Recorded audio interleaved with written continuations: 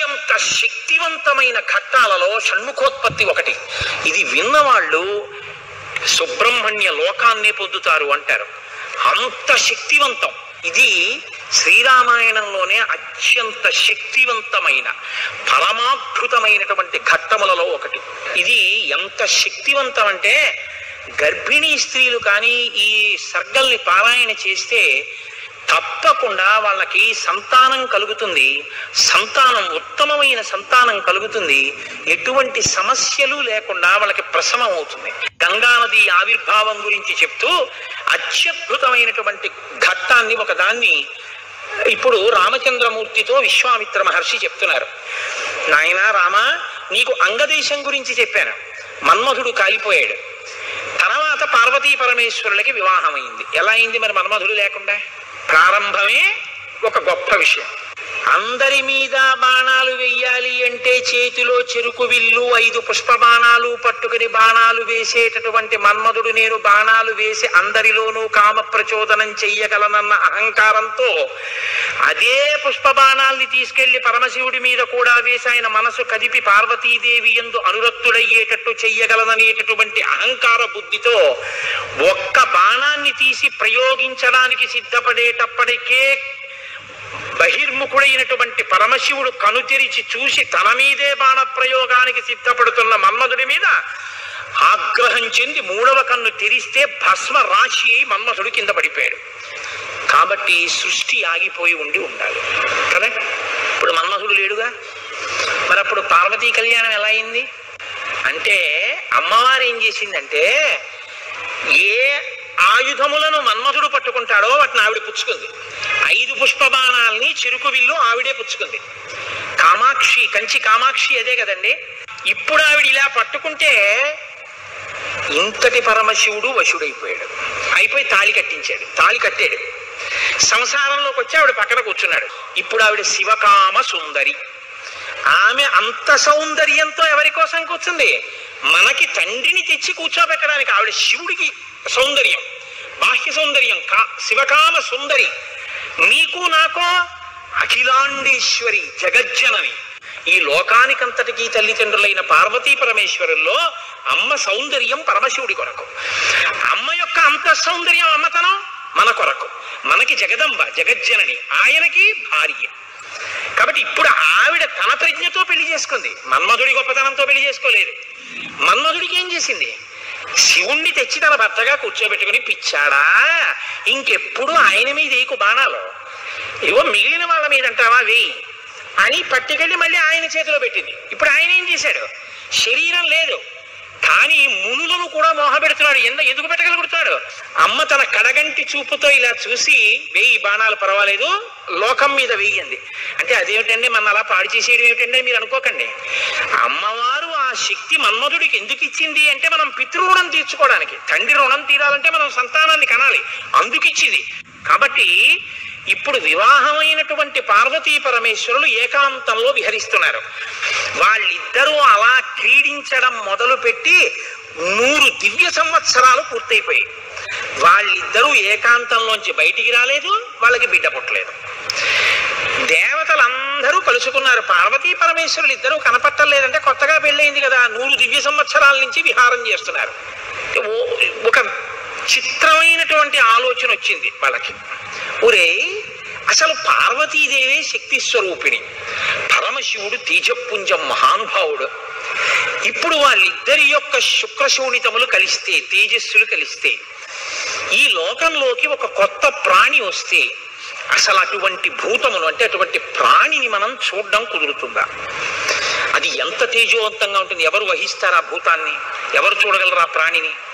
కాబట్టి మనం పరమశివుణ్ణి వెళ్ళి అడుగుదాం, మీరు రతి క్రీడ విరమించి బిడ్డల్ని కనద్దు అని అడుగుదాం అన్నారు. అయితే మీరు నన్ను మాట అడగచ్చు, ఏమండి బుద్ధి ఉందా అసలు ఈ మాట? వాళ్ళు అన్నారు అనుకోండి, మీరు ఎలా చెప్పారండి అని అడుగుతారు నన్ను. అసలు దేవతలకు ఎందుకండి ఈ వ్యవహారం? వాళ్ళు అలా ఎందుకు అనాలి? అలా అంటే మాత్రం దాన్ని మేము ఎలా అంగీకరించగలం ఈ విషయాన్ని? మీరు కంగారు పడిపోకుండా ఉండండి, నేను తర్వాత చెప్తాను ఎందుకు వస్తుందో. కాబట్టి ఇప్పుడు వాళ్ళందరూ కలిసి ఓ సమావేశం పెట్టుకున్నారు. నిజమే అంటే నిజమే. అందరూ కలిసి కైలాసానికి వెళ్ళారు. బయట నించుని పెద్ద కేకేశారు. ఏమని? ఓ దేవదేవ మహాదేవ, లోకమునకంతటికి రక్షించవలసిన వాడా అని కేకేశారు. వీళ్ళకి ఏం ఉపద్రవం వచ్చిందో అని ఆయన బయటకు వచ్చారు. ఆయన్ని చూడగానే వీళ్ళందరూ నేల మీద పడి నమస్కారం చేశారు. మహానుభావ, నీవు పార్వతీదేవితో కలిసి ఏకాంతంలో దివ్య క్రీడను అనుభవిస్తున్నావు. మీ ఇద్దరికి బిడ్డ పుడితే దుస్సహం, మేము తట్టుకోలేము. అందుకని నీ తేజస్సుని నీ తేజస్సులోకి అణిచేసేయి, ఆమె తేజస్సుని ఆమె తేజస్సులో అణిచివేయమను. మీ ఇద్దరూ ఒకరి పట్ల ఒకరు ఇటువంటి ఆభిముఖ్యం పొందకుండా తపస్సు చేసుకుంటూ కూర్చోండి అన్నారు. ఎంత అక్కర్లేని విషయం అంటే ఇది. అంటే ఆయన అన్నాడు, తండ్రితనం అండి, తప్పకుండా మీకు అలాంటి ఇబ్బంది ఉంటుందంటే నేను ఇటువంటి భూతమును సృష్టించాను, అలాగే వెళ్ళిపోతాను. కానీ ఇప్పటికే చాలా కాలంగా పార్వతీదేవితో నేను క్రీడించి ఉన్న కారణం చేత నా రేతస్థానం నుంచి తేజస్సు కదిలిపోయింది. ఇప్పుడు కదిలిపోయిన తేజస్సు పడిపోతుంది. నేను పార్వతీదేవి యందు వదిలిపెట్టద్దని మీరు అంటున్నారు. మరి నేను నా తేజస్సుని ఎక్కడ విడిచిపెట్టను, ఎవరు భరిస్తారు చెప్పండి అన్నారు. భరించడం అనేటప్పటికీ వాళ్ళు ఎవరు గుర్తొచ్చారో తెలుసా అండి? భూమి గుర్తొచ్చింది. అన్ని ఆవిడేగా భరిస్తుంది, పాపం ఆవిడే భరించాలి. అందుకని వాళ్ళందరూ కలిసి ముక్తకంఠంతో భూమిని చూపించారు. చూపించి ఈ భూమి భరిస్తుంది, దీని మీద వదిలేసేయాలి. భూమి ఏమనాలి? అదేమిటయ్యా, ఆయన భార్య యందు ప్రవేశపెట్టబడవలసినటువంటి శివ తేజస్సు నా మీద ఎలా విడిచిపెడతాడు? నేనెలా స్వీకరిస్తాను? భూకాంత, ఆమె స్త్రీ, భూదేవి నాలోకి ఎలా ప్రవేశిస్తుంది? శివవీర్యం దోషం అవుతుంది కదా, నేను పుచ్చుకోను అనాలి. ఆవిడ సంతోషించి, శివవీర్యం నాలో ప్రవేశించడం అంటే అదృష్టం కదా అనుకుని తప్పకుండా పుచ్చుకుంటానని అనేటప్పటికీ పరమశివుడు ఏం చేశాడంటే ఆయన తేజస్సుని భూమి మీద వదిలిపెట్టేశాడు. అది ఉత్తర క్షణం భూమి అంతటా పాకేసింది. పాకేసి పర్వతాల్లో, నదుల్లో, సముద్రాల్లో, చెట్లలో పరివ్యాప్తమైతే ఆ తేజస్సు యొక్క స్థితిని భూమి తట్టుకోలేకపోయింది. తట్టుకోలేక పెద్ద పెద్ద కేకలేసింది ఆవిడ. నా ఒళ్ళు మండిపోతోంది, దగ్ధమైపోతోంది నా శరీరం అంతా, శివవీర్యాన్ని నేను భరించలేకపోతున్నాను, దాని శక్తి నేను తట్టుకోలేకపోతున్నాను, కాబట్టి నేను విడిచిపెట్టేస్తాను, నాలోకి వచ్చిన వీర్యాన్ని దేనిలోకి విడిచిపెట్టను అని అడిగింది ఆవిడ. ఇప్పుడు దేవతలందరూ ఒకరి మొహాల్లో ఒకళ్ళు చూసుకుని అన్నారు, ఒళ్ళు మండిపోతోంది తట్టుకోలేనన్నావు కాబట్టి ఎవడు మండిస్తాడో వాడిలో వదిలేయన్నారు. అంటే అగ్నిహోత్రులో వదిలేయమన్నారు. అంటే ఇప్పుడు ఆవిడ ఏం చేసింది? తనలో పడినటువంటి శివవీర్యాన్ని అగ్నిహోత్రుల్లోకి వదిలిపెట్టేసింది. ఇదంతా రెప్పపాటు కాలంలో జరిగిపోయింది. పెద్ద పెద్ద అరుపులు, కేకలు, ప్రార్థనలు, హడావిడి. బయటికి వెళ్ళిన శివుడు లోపలికి రాలేదు. అమ్మవారికి అనుమానం వచ్చింది, ఏం జరిగింది అని. పార్వతీదేవి బయటికి వచ్చింది. బయటికి వచ్చి ఏం జరిగిందని అడిగింది. మేమందరం ఇలా ప్రార్థన చేశామమ్మా, మీ ఆయన తేజస్సు భూమిలోకి విడిచిపెట్టాడు, భూమి తట్టుకోలేక అగ్నిలోకి విడిచిపెట్టింది అంది. మీ ఇద్దరికి సంతానం కలగకుండా తపస్సు చేసుకోమని కోరిక కోరామమ్మా అన్నారు. ఆవిడంది, ఏ ఆడదైనా అమ్మ కావద్దంటే ఒప్పుకుంటుందండి? ఎర్రబడిన కళ్ళతో అమ్మవారంది, అక్కరలేని విషయంలో జోక్యం చేసుకున్నారు. మీరు చెప్పకూడని మాట చెప్పారు. నన్ను తల్లిని కావద్దు అని శాసించారు. నాకు బిడ్డలు పుట్టకూడదు అని వరం అడిగారు. నాయందు ప్రవేశపెట్టబడవలసినటువంటి శివవీర్యాన్ని భూకాంత యందు ప్రవేశపెట్టారు. కాబట్టి నేను మీకు శాపం ఇస్తున్నాను, ఇక నుంచి మీ భార్యల వలన మీకు సంతానము కలగకుండుగాక, ఇక నుంచి దేవతలకి సంతానం ఉండదు అంది. అందుకని ఏమంటే ఎప్పుడూ 33 కోట్లైనా ఇంకా పిల్లలు మనవలు ఉండరా అంటే ఉండరు. పార్వతీదేవి శాపం ఆగిపోయింది దేవతల యొక్క సంతానం. ఇప్పుడు ఆవిడ భూమి వంక తిరిగింది. నువ్వు స్త్రీవి కదా, నా భర్త యొక్క తేజస్సుని నేను పట్టవలసింది నువ్వెలా పట్టుకున్నావు, నువ్వెలా స్వీకరించావు నా భర్త తేజస్సుని? ఆవిడ్ని శపించింది. నువ్వు ఒక్క రూపంతో ఉండవు, భూమి అని పిలవబడినా నీకు అనేకమైనటువంటి స్థితి కలుగుతుంది. ఒక చోట చౌటు నేల, ఒక చోట నల్ల నేల, ఒక చోట ఎడారి, ఒక చోట పంట పండే నేల. ఇలా నువ్వు రకరకాలుగా అయిపోతావు. అంతేకాదు, బహుభార్య భవిష్యసి, నీకు ఒక్క భర్త ఉండడం. నీ భర్త కానివాడి వీర్యం నువ్వు పుచ్చుకున్నావుగా, నీకు ఇంకా ఎంతమంది భర్తలో లెక్కుండరు. అందుకే రాజ్యాన్ని పాలించిన వాడందరూ భూమిపతులే. ఎంతమంది ఆవిడికి భర్తలు లెక్కలేదు. కారణం ఏమిటంటే పార్వతీదేవి శాపం. ఏ ఆడదైనా కోరుకునేది ఏమిటంటే భర్త వలన కొడుకుని కనాలి, ఆ కొడుకు పేరు ప్రఖ్యాతులు తేవాలి, తల్లి సంతోషించేటట్టు ప్రవర్తించాలని కోరుకుంటాడు.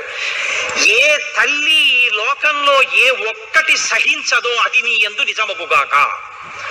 ఏ తల్లి అయినా ఏది సహించలేదు, ఎంత తప్పైనా సహిస్తుంది. కానీ అమ్మ వంక ఆడదాన్ని చూసినట్టు చూశాడు అనుకోండి కొడుకు, అమ్మ మాత్రం ఒక్కనాటికి క్షమించదు. ఇంకా అమ్మలో ఆడతనాన్ని చూడకూడదు. ఇంకంతకన్నా పవిత్రంగా మాట్లాడడం కష్టం, ఇంకంతకన్నా నేను దిగి మాట్లాడను. కాబట్టి అమ్మతనాన్నే చూడాలంతే కొడుకు. కానీ నీ విషయంలో ఏమవుతుందో తెలుసా, నీ కొడుకులందరూ నీకు భర్తలవుతారు. అందుకే భూమిపతి పతే, ఆయన తర్వాత ఆయన కొడుకు, ఆయన భూమిపతి. ఎంత దారుణం అండి అది. ఒక ఆయన పరిపాలిస్తున్నాడు, ఆయన భూమిపతి, ఆయనకి కొడుకు పుట్టాడు. ఇప్పుడు భూమికి ఆయన ఏమవ్వాలి? కొడుకు. ఆ భూమిపతి వెళ్ళిపోయాడు, ఇప్పుడు ఈయన ఏమవుతాడు? ఈయన భూమిపతే, తన కొడుకు తనకి భర్త. ఇంతకన్నా దారుణం ఏముంది? ఇది పార్వతీదేవి శాపం. నాకు బిడ్డలు కలగకుండా చేశారు కాబట్టి మీరు ఈ శాపం అనుభవించండి అని వాళ్ళు లోపలికి వెళ్ళిపోయారు. ఇప్పుడు వీళ్ళందరూ ఇలా వేళ్ళు విరిచారు. ఒరే అక్కర్లేని విషయంలో జోక్యం చేసుకున్నాను రా, ఎవర్రా ఈ మాట చెప్పింది అసలు అన్నారు. వాడు ఉంటాడేమిటి ఇంక అక్కడ. ఇప్పుడు అందరూ భారంగా తలకాయలు ఉంచుకుని ఇళ్ళకెడితే వీళ్ళ శిఖలు ఎవరు పట్టుకుంటారు? ఒరే ఎందుకు వెళ్ళావురా నువ్వు, నీ వల్ల నాకు ఇంకా బిడ్డలు కలగరని వాళ్ళు పట్టుకుంటారు. కాబట్టి ఇప్పుడు వాళ్ళందరూ ఇళ్ళకెళ్ళారు. హిమాలయ పర్వత ప్రాంతంలో పార్వతీ సహితుడై పరమశివుడు మాత్రం హాయిగా కూర్చుని తపస్సు చేసుకుంటున్నాడు. ఇంకా వాళ్ళిద్దరికీ బిడ్డలు పుట్టకూడదు అన్నారుగా, అందులో ఆయన వెళ్ళి తపస్సు మొదలెట్టాడు. గొడవ ఎక్కడ వచ్చింది? ఇక్కడతో ఏమైపోలేదు గొడవ. తారకాసురుడని వాడు బయలుదేరాడు. వాడికి తెలిసే విషయం, ఇక పార్వతీ పరమేశ్వరులకి బిడ్డలు పుట్టరని, దేవతలకి బిడ్డలు పుట్టరని తెలుసు వాడికి. వాడు బ్రహ్మగారి గురించి తపస్సు, వాడు చాలా తెలివైనవాడు. వాడు నాకు చావుద్దన్నాడు, అది కుదరదన్నాడు ఆయన. అయితే పార్వతీ పరమేశ్వరులకు కొడుకు పుడితే వాళ్ళ చేతిలో చచ్చిపోతానన్నాడు. బ్రహ్మగారు ఏమంటారు? తథాస్తు అన్నారు. ఇంకా వాళ్ళకి పుట్టరు, నేను చావను, అది వాడి ధైర్యం. ఇప్పుడు వాడు ఎవరిని కొట్టడం మొదలెట్టాడు? దేవతల్ని. ఇప్పుడు వాళ్ళేం చెయ్యాలి? ఇప్పుడు వీళ్ళందరూ ఎక్కడికి వెళ్ళి అడిగారు, మీకు బిడ్డలు కలగకూడదు, మీ ఇద్దరు తపస్సు చేసుకోండి అని. వీళ్ళే అడిగారు పార్వతీ పరమేశ్వరుని. వాళ్ళిద్దరు తపస్సుకి వెళ్ళిపోయారు. ఇప్పుడు వెళ్ళి మీ ఇద్దరు బిడ్డలు కనండి అన్నారు అనుకోండి, ఇంకేమైనా ఉందా? వద్దన్నావు, అన్ని శాపాలు ఇచ్చేసింది ఆవిడ. అంటే మీరు బాగా గమనించండి, ఏదైనా ఆడది భరిస్తుంది, కానీ ఆడదాని అమ్మతనానికి, ఆడదాని భర్తృత్వాన్ని పంచుకోవడానికి ఇంకో ఆడదొస్తే మాత్రం ఈ లోకంలో సహించడం అన్నది ఉండదు. అది ఈ జాతి క్షమించలేదు. ఇది రామాయణం యొక్క తీర్పు. కాబట్టి ఇప్పుడు వీళ్ళు వెళ్ళి అడగలేరు పార్వతీ పరమేశ్వరుని. కొడుకు పుడితే తప్ప వీళ్ళకి బతుకులేదు. ఎందుకని? వీళ్ళని చాలా బాధ పెట్టేస్తున్నాడు తారకాసురుడు. కాబట్టి ఇప్పుడు ఏం చెయ్యాలో అర్థం కాక పార్వతీ పరమేశ్వరులను అడగలేక చతుర్ముఖ బ్రహ్మగారి దగ్గరికి వెళ్ళారు. వెళ్ళి, అయ్యా ఎలాగండి, పార్వతీ పరమేశ్వరులకు కొడుకు పుడితే తప్ప మేము రక్షింపబడం, ఇప్పుడు పుట్టే మార్గం ఏమైనా ఉందా అని అడిగారు. అడిగితే ఆయన అన్నారు, ఒరే పార్వతీ పరమేశ్వరులకి ఇంక పిల్లాడు పుట్టడం అనేటటువంటి విషయాన్ని మీరు నేను ఇక వెళ్ళి అడగడం అన్న విషయం మర్చిపోండి. పోనీ మన దగ్గర శివుని యొక్క తేజస్సు ఉంది, ఇంకాను అగ్నిహోత్రుడు పుచ్చుకుని ఉంచాడుగా, అగ్నిహోత్రుల్లో ఉందిగా. అంటే యాపిల్ పండు ఫ్రిడ్జ్ లో పెట్టుకున్నట్టు అగ్నిహోత్రుడి దగ్గర ఉంది అది. పోనీ దాన్ని తెచ్చి ఎవరిలోకైనా నిక్షేపిద్దామంటే మీ భార్యలు ఎవ్వరికి పిల్లలు పుట్టరు, ఆవిడ శాపం ఉందిగా. పైగా ఆ శివవీర్యాన్ని భూకాంత పుచ్చుకుందనేగా అన్ని శాపాలు ఇచ్చింది. ఇప్పుడు దాన్ని తీసుకెళ్లి ఇంకోళ్ళు ఎవరికన్నా ఇస్తామంటే ఎవరు మాత్రం పుచ్చుకుంటారు? ఏ ఆడది పుచ్చుకుంటుంది? పుచ్చుకుంటే కదా పిల్లలు పుట్టడం. పార్వతీదేవి వెళ్ళి అడగలేము, పోనీ శివవీర్యం ఉందని ఇంకో స్త్రీలో ప్రవేశపెట్టలేము. ఎలా ఆలోచించి, ఆయన తక్కువ వాడండి చతుర్ముఖ బ్రహ్మగారు అంటే. నేను అందుకే బ్రహ్మ నన్ను బ్రహ్మగారు అంటుంటాను. ఆయన సలహా లేకపోతే లోకం లేదు, మన ఉపన్యాసమే లేదు. ఆయన అన్నారు, హిమవత్ పర్వతం ఉందే, హిమవంతుడు, ఆయనకి 2 బిడ్డలు ఉన్నారు. పెద్దమ్మాయి పేరు గంగా, రెండో అమ్మాయి పార్వతి. పెద్దమ్మాయి దేవతా స్త్రీల్లోకి రాదు, ఆ అమ్మాయి స్వర్గలోకంలో ప్రవహిస్తోంది. ఇప్పుడు తనకి బిడ్డలు పుట్టలేదన్న బాధ ఎప్పుడు పోతుందంటే, తన భర్త యొక్క వీర్యం తన అక్కగారిలోకి ప్రవేశించి బిడ్డ పుడితే తన అక్క కొడుకు తన కొడుకేగా. అందుకని కొంచెం మనసు కుదుటపరచుకుని ఫోన్లే బిడ్డ పుట్టాడని సంతోషిస్తుంది. అక్క జోలికి వెళ్ళదు, ఎందుకంటే కొంచెం ఆప్యాయత అన్నది ఉంటుంది. అక్క కొడుకు తన కొడుకే అవుతాడు కాబట్టి. మనం పార్వతీదేవి కోప్పడకూడదంటే ఆ గంగాదేవి యందు ఈ శివవీర్యాన్ని నిక్షేపించాలి. ఇప్పుడు శివవీర్యం ఎవరి దగ్గర ఉంది? అగ్నిహోత్రుడి దగ్గర ఉంది. ఇప్పుడు అగ్నిహోత్రుడు ఏం చేయాలి? గంగాదేవిలో విడిచిపెట్టాలి. గంగాదేవి ఒప్పుకోవద్దు. కాబట్టి మీరు ఏం చేయాలి? మీరేగా వెళ్ళి ప్రార్థన చేశారు, మీరే వెళ్ళి అగ్నిహోత్రుడిని గంగని ప్రార్థన చేయండి అన్నారు. ఇప్పుడు గంగాదేవి దగ్గరికి వెళ్ళి అమ్మ ఏమనుకోవద్దు, శివవీర్యం అగ్నిహోత్రుడి దగ్గర ఉంది, నువ్వు అది పుచ్చుకో అంటే చీ నోరుమోయి అంటే. అందుకని ఈ మాట ఎవరు చెప్పాలో ఒక్క పురుషుడు చెప్పాలి. పురుషులందరూ వెళ్ళి చెప్తే అసహ్యంగా ఉంటుంది. మీరు వెళ్ళి అగ్నికి చెప్పండి, అగ్ని వెళ్ళి ఆవిడికి చెప్తారన్నారు. ఎందుకంటే ఇంత ఇబ్బంది అంటే ఇది గట్టిగా చెప్పుకునేది కాదు, ప్రయత్నం చేస్తున్నారు. పార్వతీ పరమేశ్వరులకి పుత్రుడు కలిగేటట్టు తెలిస్తే చంపి వదలు పారేస్తాడు ఆయన తారకాసురుడు. అందుకని ఎవరికీ తెలియకుండా జరగాలి ఈ పని అంతాను. ఇప్పుడు వీళ్ళందరూ కలిసి అగ్నిహోత్రుడి దగ్గరికి వెళ్ళారు. అయ్యా ఎంత గొప్ప సలహా చెప్పావు, ఏదో కారు చీకటిలో కాంతిరేఖ కఠినమైన సాక్ష్యానికి సూక్ష్మమైన రంధ్రం దొరికాయి, ఇక మేము అల్లుకుంటాం కథ అన్నారు. బ్రహ్మగారికి పూజ చేసి నమస్కారం చేసి బయలుదేరి అగ్నిహోత్రుడి దగ్గరికి వెళ్ళారు. వెళ్ళి ఆయనతో అన్నారు, ఇప్పుడు మాట్లాడడం కొంచెం జాగ్రత్తగా మాట్లాడడం మొదలెట్టారు. ఇది దేవకార్యం, ఏదో మేము సరదాగా నువ్వు పట్టుకెళ్ళి అక్కడ విడిచిపెట్టు ఇలాంటి మాటలు చెప్పడానికి రాలేదు. నీకు పిల్లలు పుడితే నాకెందుకు, పుట్టపోతే నాకెందుకు, ఇలాంటి వాటిల్లో ఇక మేము జోక్యం చేసుకోం, బుద్ధి వచ్చింది మాకు. కాకపోతే ఇది దేవకార్యం. ఇప్పుడు ఈ పిల్లాడు పుట్టకపోతే వీపులు పగిలిపోతున్నాయి తారకాసురుడి వల్ల, అందుకని పుట్టాలి పిల్లాడు. కాబట్టి నీలో ఉన్న శివ తేజస్సుని పట్టుకెళ్ళి గంగలో విడిచిపెట్టు. గంగ పుచ్చుకుంటే గంగకి కొడుకు పుడితే ఆ పిల్లవాడు పార్వతీ పరమేశ్వర పుత్రుడి కిందకు వస్తాడు. ఎందుకంటే పార్వతీదేవి అంగీకరిస్తుంది కాబట్టి. ఆ పిల్లవాడికి సేనానాయకత్వం ఇద్దాం, వాడు సేనాధిపతి అయితే వాడి చేతిలో తారకాసురుడు చచ్చిపోతాడు. అందుకని నువ్వు వెళ్ళి గంగను అడిగన్నారు. ఇప్పుడు పుచ్చుకునేటప్పుడు అప్రసన్నమైన మనస్సుతో ఆవిడ పుచ్చుకుంది అనుకోండి, ఇది ఎక్కడ చికాకు వచ్చిందిరా అని. అప్రసన్నమైన మనస్సుతో కానీ అలా పుచ్చుకుంటే తేజోవంతుడైన బిడ్డ సంభవించాడు. కాబట్టి ఆవిడ ప్రసన్నంగా పుచ్చుకోవాలి. అంటే ఆవిడ ప్రసన్నంగా పుచ్చుకోవడానికి యోగ్యమైన రీతిలో ఆవిడికి చెప్పాలి. కాబట్టి ఆయన వెళ్ళి చెప్పాడు అగ్నిహోత్రుడు, అమ్మా నువ్వు గర్భం ధరించాలమ్మా, ఆవిడ కన్య, భర్త లేడు. దేవతానాం ఇదం ప్రియం, అమ్మ దేవకార్యం ఇది, అందుకని నిన్ను అడుగుతున్నాను తప్ప ఇంకో మాట అనుకో కుసుమ తల్లి.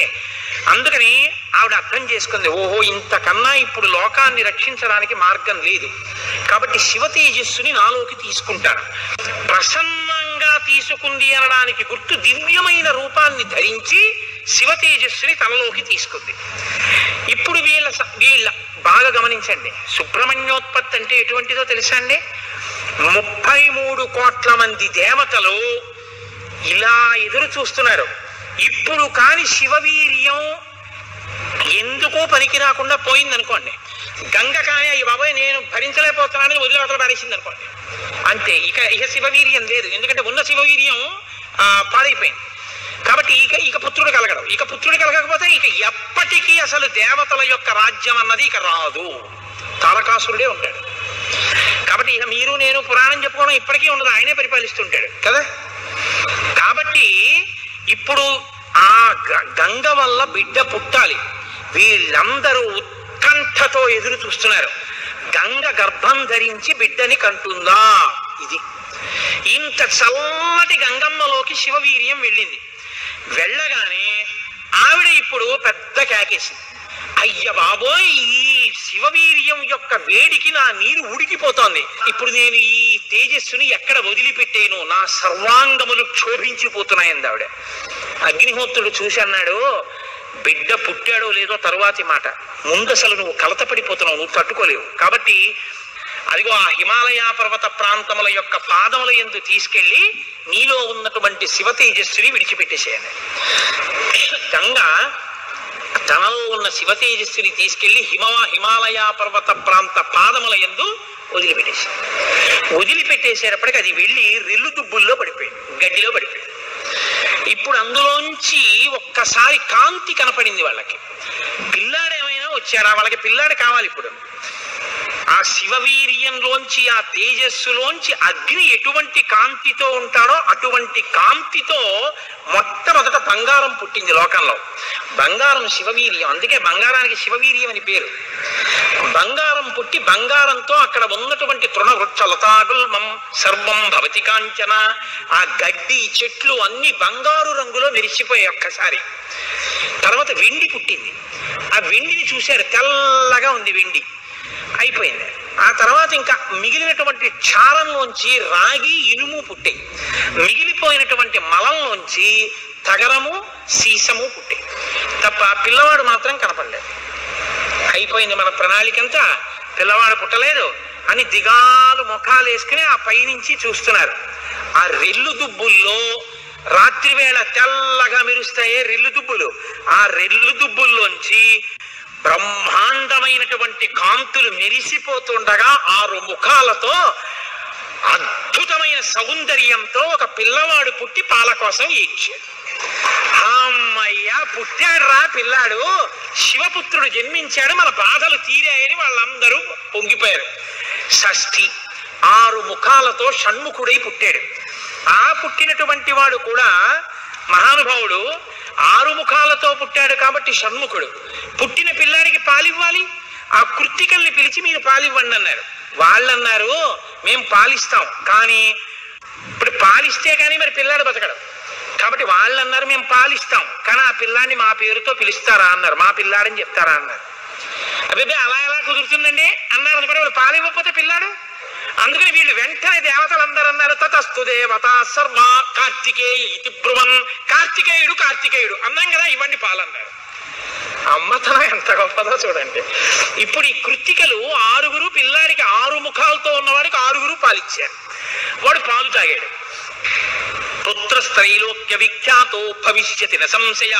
కార్తికేయుడని మేం పిలవడం కాదు, 3 లోకాల్లో పిలుస్తారు ఈ పిల్లాడిని, సరేనా అన్నారు దేవతలు.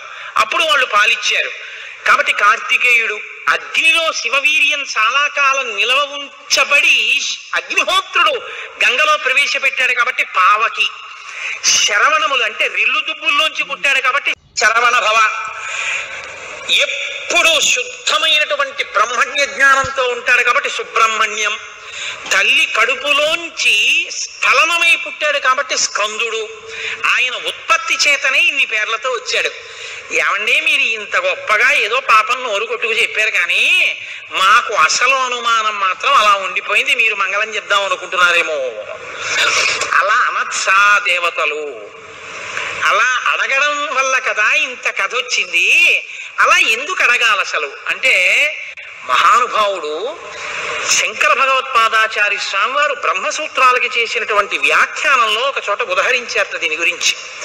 దాని గురించి అసలు ఇలా ఎలా జరిగిందని కంచికామకోటి పీఠాధిపతులు చంద్రశేఖరేంద్ర సరస్వతి స్వామి వారు ఎంతమంది పౌరాణికులను అడిగారట.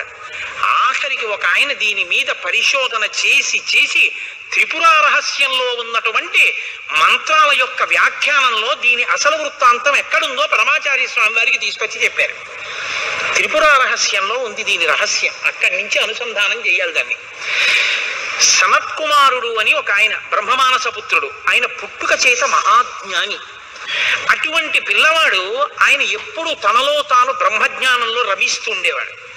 ఆయన ఒక రోజు రాత్రి నిద్రపోవడం అంటే గుర్తుపెట్టుకోండి, బ్రహ్మవేత్త నిద్రకి కూడా ఆయన సాక్షి. అటువంటి ఆయనకి కల వచ్చిందంటే అవస్థ ఏర్పడింది, స్వప్నావస్థ. ఆ కలలో తాను రాక్షస సైన్యాల మీద యుద్ధం చేస్తున్నట్టు కల వచ్చింది. ఆయన తెల్లబోయి ఇదేమి నాకు కల రావడం ఏమిటి, కల రావడం అంటే మనసులో ఏదో కోరిక ఉంది, ఆ కోరిక కలలో కనపడింది, స్వప్నావస్థలోకి వెళ్ళాను, ఇది దోషం కదా, నాకు అలా ఎందుకు జరిగిందని తండ్రి చిత్రముఖ బ్రహ్మగారి దగ్గరికి వెళ్ళారు. వెళ్ళి నాన్నగారు నాకు ఇలా కళ ఎందుకు వచ్చింది నాన్నగారు అసలు అని అడిగాడు. ఆయన అన్నాడు, నాయనా నీకు ఇలా కళ రావడానికి ఒక కారణం ఉంది. నువ్వు పూర్వజన్మలో వేదాన్ని నేర్చుకునేటప్పుడు వేదంలో దేవతల గురించి రాక్షసుల గురించి దేవదానవ యుద్ధాల గురించి చదివి ఈ రాక్షసులు ఎప్పుడు వేద ప్రమాణానికి వ్యతిరేకంగా ఎందుకు ఇలాంటి పనులు చేస్తుంటారు, వీళ్ళని పట్టుకుని చంపేయాలని వ్యగ్రత పొందావు. ఆ వ్యగ్రత జీవుణ్ణి పట్టుకుంది. అది ఈ జన్మలో బ్రహ్మవేత్తమైనా నీకు ఆ వాసన ఉండిపోయింది. అది ఇప్పుడు కలగా వచ్చింది. అది తీరాలంటే నువ్వు దేవసేనకి అధిపతివి కావాలి. నువ్వు దేవసేనకి అధిపతివై రాక్షసుల్ని సంహరిస్తే ఆ కోరిక తీరించదు. నాన్నగారు నేను దేవాసేనాపతిని కావలసిందే ఆయన అన్నాడు చిత్రముఖ బ్రహ్మగారు. వచ్చేసారు ఆయన, తన అనుష్ఠానంలో తనున్నారు. ఈలోగా పరమశివుడు ఒక సంకల్పం చేశాడు. పరమశివుడికి ఒకప్పుడు కోరిక పుట్టిందిట, నేను ఇప్పటిదాకా అన్ని విషయాలు చెప్పడం కానీ నేను ఓడిపోయిందన్నది లేదు ఎవరి దగ్గర. ఓడిపోవడం అంటే బయట వాళ్ళ దగ్గర ఓడిపోతే బాగుండదుగా, ఓడిపోవడం అనేటటువంటిది కూడా మనిషి జీవితంలో సన్మానంగా ఎప్పుడు మారుతుంది? పుత్రాదిచ్చేత్ పరాజయం. తన కొడుకు చేతిలో తాను ఓడిపోవాలి. తన కొడుకు చేతిలో తాను ఓడిపోవడం అంటే, ఒరే నేను ఈ శ్లోకానికి అర్థం ఇన్ని మాటలు చెప్పాను కానీ నా కొడుకు వచ్చి అకస్మాత్తుగా నాన్నగారు ఈ శ్లోకానికి ఈ అర్థం ఇలా కూడా వస్తుంది కదా అంటే నాకు ఎప్పుడూ రాలేదు ఈ ఆలోచన. ఎంత గొప్ప అర్థం చెప్పాడురా, ఇలా చూస్తే అసలు మొత్తం కథ మారిపోయింది, వీడికి ఎంత గొప్ప ఆలోచన వచ్చిందని నా కొడుకు ప్రజ్ఞ ముందు నేను తల వంచితే అది నాకు సన్మానం లాంటి ఓటమి.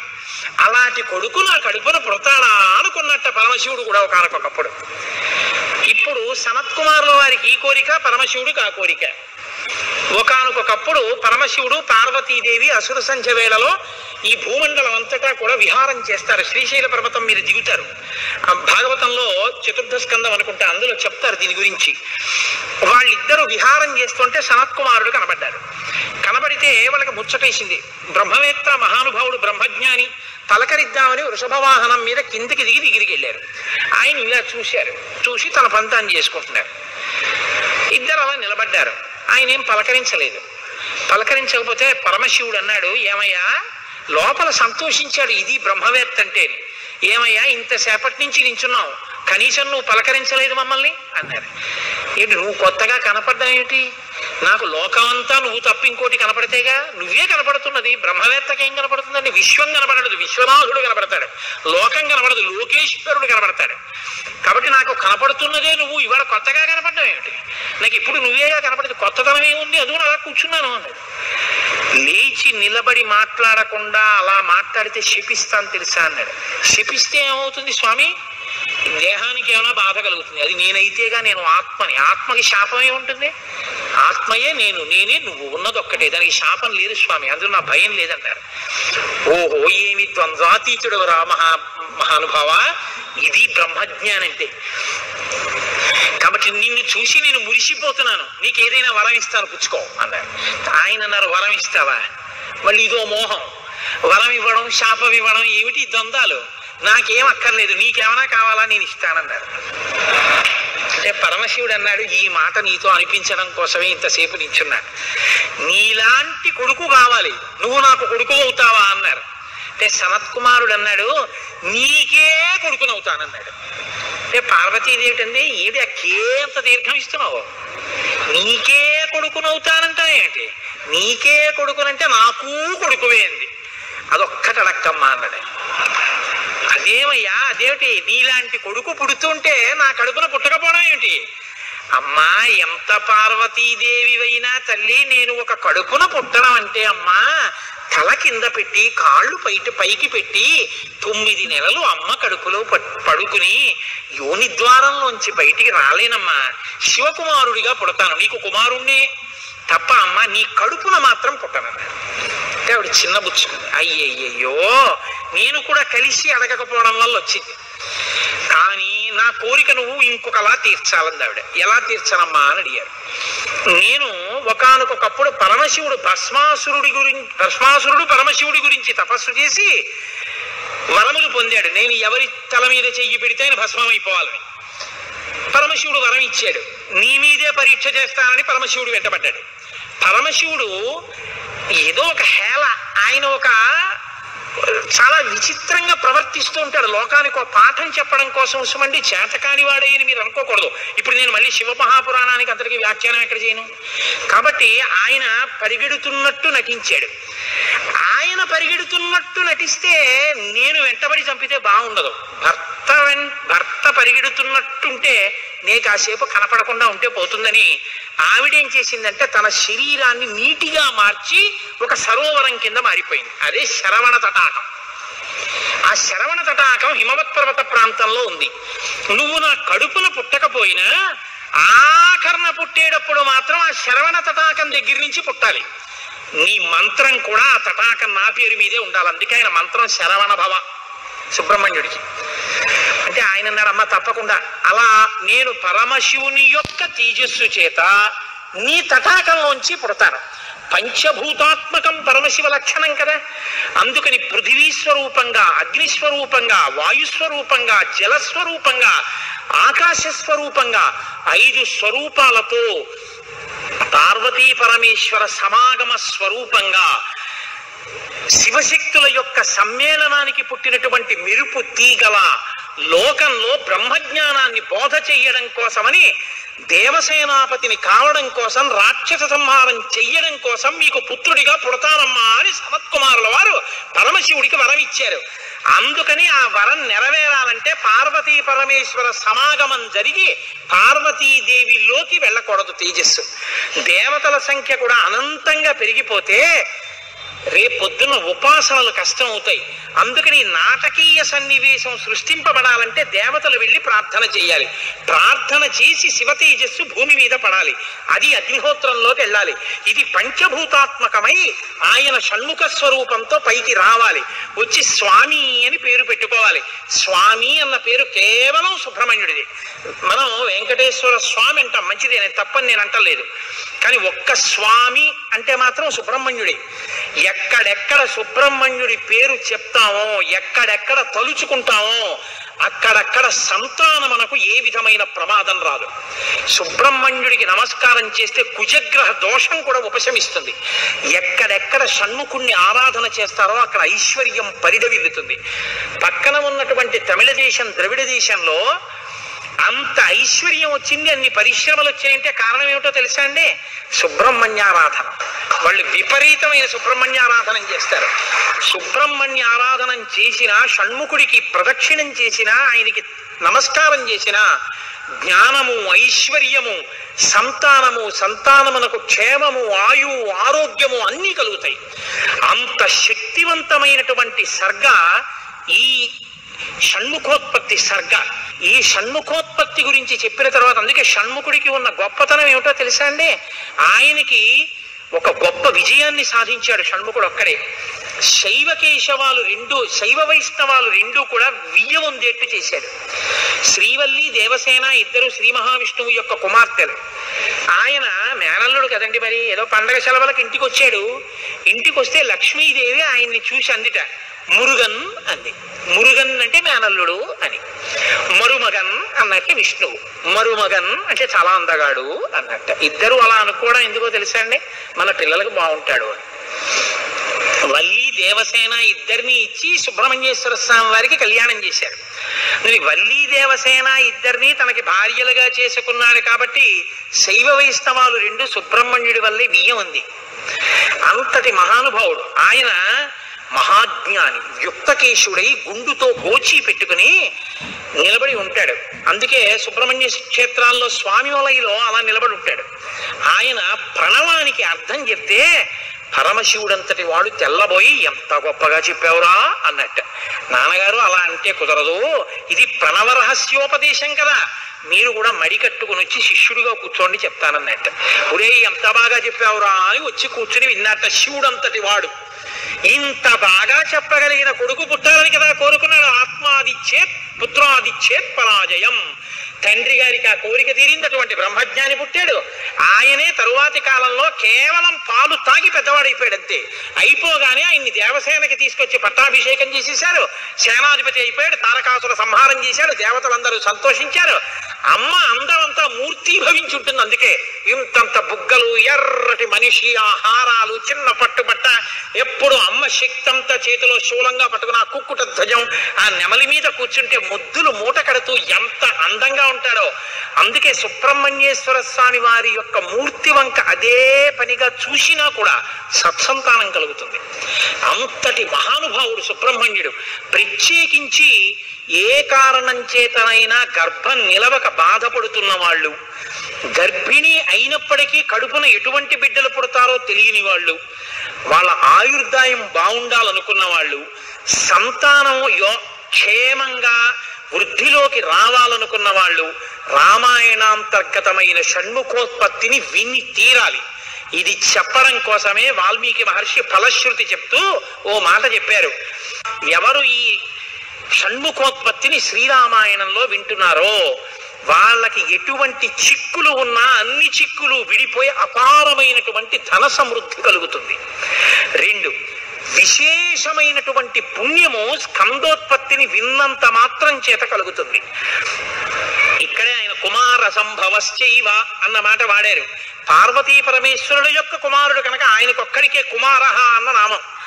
ఎవరు భక్తి శ్రద్ధలతో రామాయణాంతర్గతమైనటువంటి ఈ షణ్ముఖోత్పత్తిని చేతులు కైమోడ్చి సుబ్రహ్మణ్యుడికి నమస్కరించి వింటున్నారో అటువంటి వారందరికీ కూడా ఆయుష్మాన్, వాళ్ళకి ఏదైనా అపమృత్యు దోషం జాతకంలో ఉంటే ఆ దోషము ఉపశమించి ఆయుర్దాయం కలుగుతుంది. వాళ్ళ కొడుకులు మనవలు అందరూ క్షేమంగా ఉంటారు.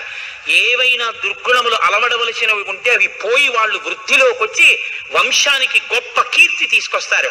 ఆయుష్మాన్ పుత్ర పౌత్రైశ్చ, ఎవరు రామాయణం సంపూర్ణ రామాయణం చెప్పించుకుని వినేటప్పుడు పరమ భక్తితో దేవాలయ ప్రాంగణంలోనో ఎక్కడో కూర్చుని ఈ స్కందోత్పత్తిని నమస్కారం చేస్తూ విన్నారో వాళ్ళు శరీరం పడిపోయిన తరువాత సుబ్రహ్మణ్య లోకాన్ని పొందుతారు అని వాల్మీకి మహర్షి సత్యం తప్ప ఆయన నోటి వెంట రాదని బ్రహ్మగారి వరం. ఆయన ఎప్పుడూ ఫలశ్రుతి చెప్పరు, ఇక్కడ చెప్పారు. అంత గొప్పది షణ్ముఖోత్పత్తి. దీనివల్ల ఉపయోగం పొందిన వాళ్ళు కన్నుల నీరు పెట్టుకుని సంతోషంతో చెప్తారు యథార్థం నిజమేనని. మీకు నేను ఒక రహస్యం చెప్తాను, నేను ఆశ్చర్యపోయాను. తూర్పుగోదావరి జిల్లాలో మల్లవరం అని ఒక క్షేత్రం ఉంది. అక్కడ సుబ్రహ్మణ్యుడు, ప్రత్యక్ష సుబ్రహ్మణ్యుడు, ఇంతలా పాము కోనేటిలో స్నానం చేసి శివలింగాన్ని చుట్టుకుని ఉంటుంది. అది పిల్లలు పుట్టని వాళ్ళు వెళ్ళి నమస్కారం చేస్తే పిల్లలు పుట్టారు. డాక్టర్లు పిల్లలు పుట్టరని సర్టిఫై చేసిన వాళ్ళకి పుట్టారు. ముఖ్యమంత్రులు కూడా వెళ్ళారు పీఠాధిపతులు అక్కడికి. ఆ పాము కారణాంతరాల చేత శివలింగానికే తల కొట్టుకుని శరీరం వదిలితే ఇప్పుడు అలాగే ప్రతిష్ఠ చేశారు. అక్కడ నేను ఆశ్చర్యపోయింది ఏంటంటే, నాకు ఆ దేవస్థానం ధర్మకర్త ఒక ఆయన వచ్చి ఒకసారి ఒక మాట చెప్పారు.